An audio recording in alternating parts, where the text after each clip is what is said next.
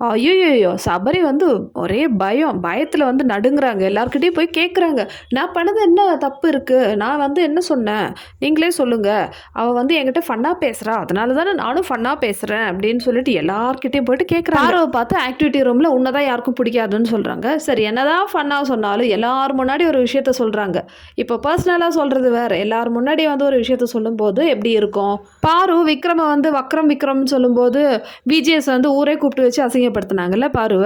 அதாவது பாரு வாயிலிருந்து ஏதாவது ஒரு வார்த்தை விழுந்துச்சுன்னா அது பெரிய விஷயம். மத்தவங்க சொன்னா நான் ஃபன்னுக்கு சொன்னேன்னு இன்னொரு சொல்லிட்டு. விஷயம் கூட சபரி சொல்லியிருந்தாங்க, எனக்கு விஜய் என்ன பிடிக்காதுன்னு சொல்லிட்டு. நான் இதுக்கு முன்னாடி வீடியோல சொன்ன மாரி யாராவது ஒருத்தர் சப்போர்ட் பண்ணியிருந்தா நல்லா இருக்கும். ஆனா பாருக்கு தான் சப்போர்ட் பண்ண மாட்டாங்கல்ல. கூடயே வந்து ஒரு டாக்ஸிக் கேங் இருக்கு. அவங்க வந்து பாரு கூட இருக்கிறது இந்த மெஜாரிட்டி கேமுக்காக ஏத்தி விட்டுட்டு வேடிக்கை பார்ப்பாங்க.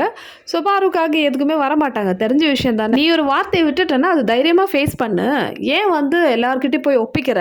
சபரி போட்டு எல்லார்கிட்டயும் கேட்குறாங்க. நான் சொன்னது தப்பா? தப்பா? நான் என்ன சொன்னேன் அப்படி? அவ வந்து ஒரு ஃபன் மோட்ல இருக்கா. உடனே கமருதீன் அந்த சைடு வந்தாங்க. கமருதீன பார்த்து, "ஏய் போடா மயிரு" அந்த மாரி கூட அவன்கிட்ட நான் சொல்லியிருக்கேன்.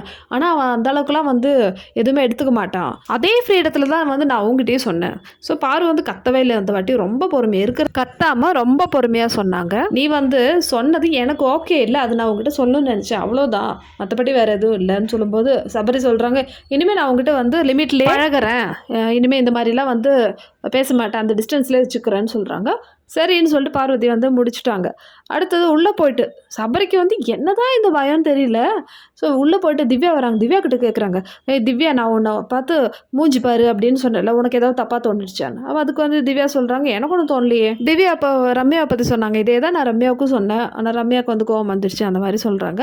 ஸோ திருப்பியும் வந்து "உனக்கு ஒண்ணும் பிரச்சனை இல்லல்ல அப்படி சொன்னதில்லன்னு?" கேட்கும்போது, "எனக்கு ஒண்ணும் பிரச்சனை இல்ல. அவங்க அங்க எடுத்துக்கிறத பொறுத்துன்னு" சொல்லிட்டு திவ்யா சொல்றாங்க. அதுக்கப்புறம் வேற கமருதீன் கிட்ட ஆல்ரெடி கேட்டுட்டாங்க. ஸோ இந்த மாரி ரம்யாகிட்டயும் போயிட்டு "இத பாரு அவ இப்படி சொல்றான்னு." ஏங்க உங்களுக்கு என்னங்க பிரச்சனை? ஒருத்தவங்க ஒரு வேர்டு பிடிக்கலன்னு சொல்லிட்டாங்க. அப்புறம் ஏன் வந்து எல்லார்கிட்டயும் போயிட்டு ஒப்பிக்கிறீங்க? ரம்யா வந்து எப்பவும் சபரிக்கு தான் சப்போர்ட் பண்ணுவாங்க. ஸோ சபரிக்கு வந்து அவ வந்து அவளுக்கு பிடிக்கலன்னா என்ன பண்றது? நீ வந்து அவகிட்ட பேசாத. நீ அந்த அளவுக்கு வச்சுக்கோன்னு சொல்லிட்டு ஏதோ பெருசா வந்து சபரிக்கு வந்து அட்வைஸ் பண்றாங்க. இது சபரிக்கு வந்து பயம். ஐய்யய்யோ! இது வந்து பெருசா வந்து வீக்கெண்ட்ல வந்து பேசுவாங்களா? கேட்பாங்களான்னு சொல்லிட்டு. கண்டிப்பா கேட்க மாட்டாங்க. சபரி உங்களுக்கு ஏன் அந்த பயம்? ஏன்னா விஜிஎஸ் வந்து டார்கெட் வந்து எப்பவுமே பார்வ தான் வந்து டார்கெட் பண்ணுவாங்க. ஸோ இதெல்லாம் வந்து விட்டுருவாங்க. இதெல்லாம் வந்து பெரிய விஷயமே இல்ல.